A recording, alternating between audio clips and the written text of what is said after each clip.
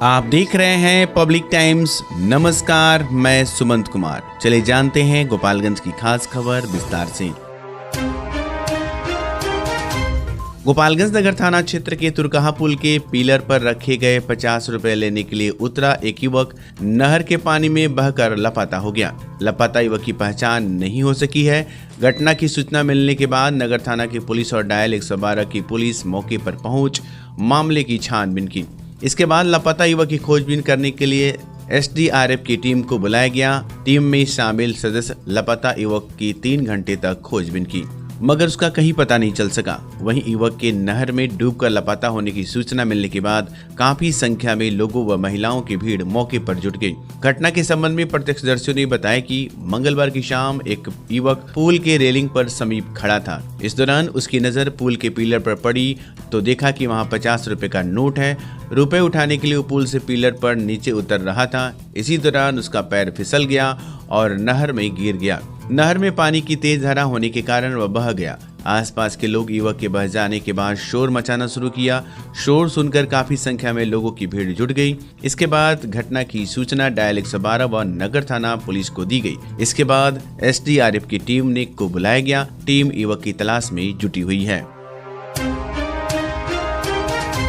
गोपालगंज में अपनी 5 सूत्री मांगों को लेकर आंगनबाड़ी सेविका और सहायिकाओं ने सिधवलिया प्रखंड कार्यालय पर जहां करीब 6 दिनों से धरना पर बैठी हैं, वहीं धरना पर बैठी सेविका और सहायिकाओं ने बुधवार को सरकार के खिलाफ जमकर हंगामा व प्रदर्शन किया। वहीं मुख्यमंत्री नीतीश कुमार के खिलाफ जमकर नारेबाजी भी की। इस हंगामे की वजह से सिधवलिया प्रखंड के कर्मियों और लोगों को परेशानियों का सामना करना पड़ा। प्रदर्शन कर रही आंगनबाड़ी के सेविका मालती देवी और उषा कुमार ने कहा कि वे लोग 6 दिनों से 5 सूत्री मांगों को लेकर सिधवलिया प्रखंड कार्यालय पर धरना व प्रदर्शन कर रही हैं। ये धरना व प्रदर्शन तब तक जारी रहेगा तब तक उसकी सरकार मांग पूरा नहीं करती है। उन्होंने कहा कि 5 सूत्री मांग में मुख्य मांग बिहार सरकार सभी आंगनबाड़ी सेविका और सहायिका को सरकारी कर्मी का दर्जा दे और अतिरिक्त प्रोत्साहन राशि 10,000 रुपए सुनिश्चित करें।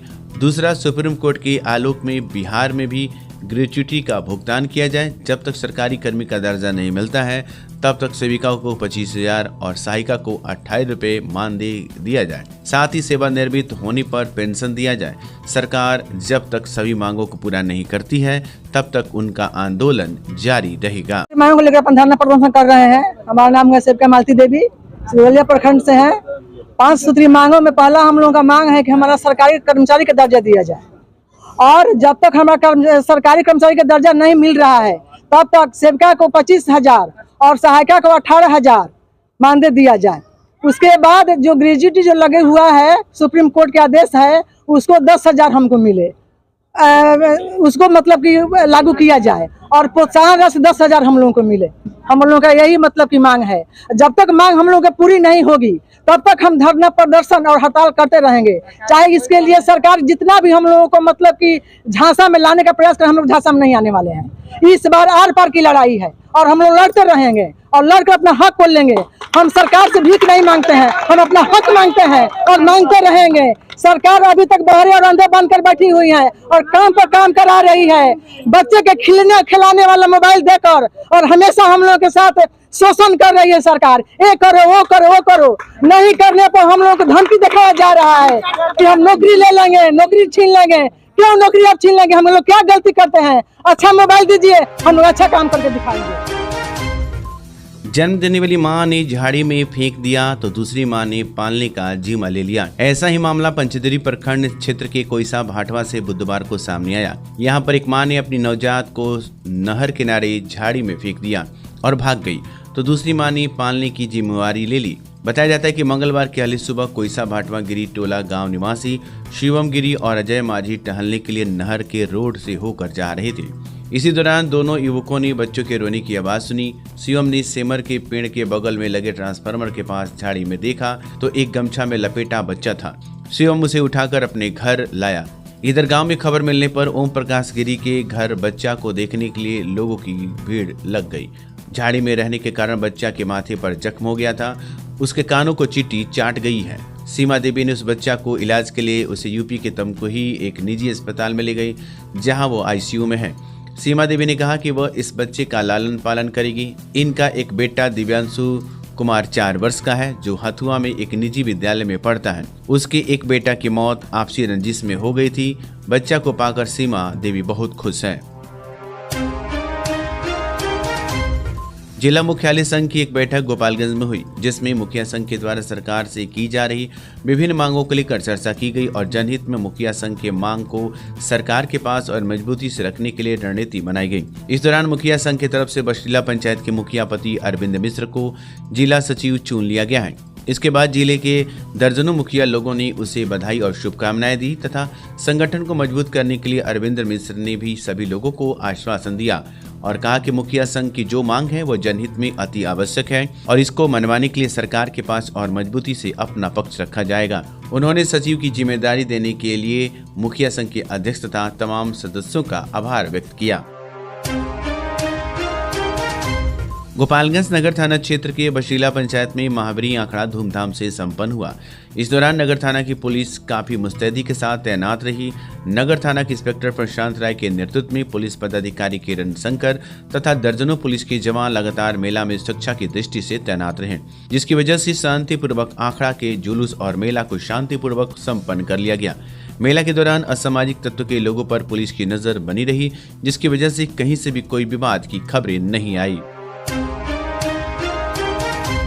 पंचतरी प्रखंड के नवसृजित प्राथमिक विद्यालय इंदरपट्टी, नंदपट्टी व प्राथमिक विद्यालय रूपी बगही में स्वास्थ्य विभाग की टीम के द्वारा विद्यालय में पढ़ रहे 207 बच्चों की स्क्रीनिंग की गई।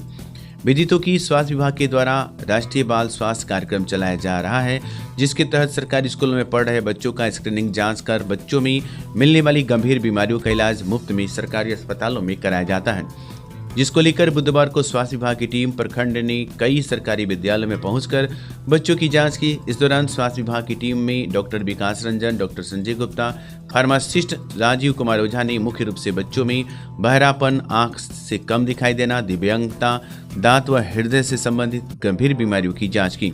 इस दौरान चिकित्सकों ने कहा कि बच्चों में गंभीर बीमारी का लक्षण मिलने पर स्वास्थ्य विभाग द्वारा बच्चों का इलाज तथा उसका ऑपरेशन मुफ्त में किया जाएगा। डॉक्टर संजय गुप्ता ने बताया कि नवसृजित प्राथमिक विद्यालय नंदपट्टी में 61, नवसृजित प्राथमिक विद्यालय इंदरपट्टी में 40 व प्राथमिक विद्यालय रूपी बगही में 106 बच्चों की जाँच की गयी। वहीं एल्बेंडाजोल की गोली भी बच्चों को खिलाई गई। मौके पर HM दीपक मिश्र, मनोज पांडे, बागेश्वर नाथ तिवारी आदि थे।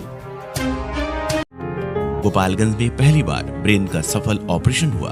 अब से गोपालगंज में दिमाग, रीढ़ की हड्डी, नस एवं दर्द रोग, शुगर यानी मधुमेह, थायराइड का इलाज हुआ संभव।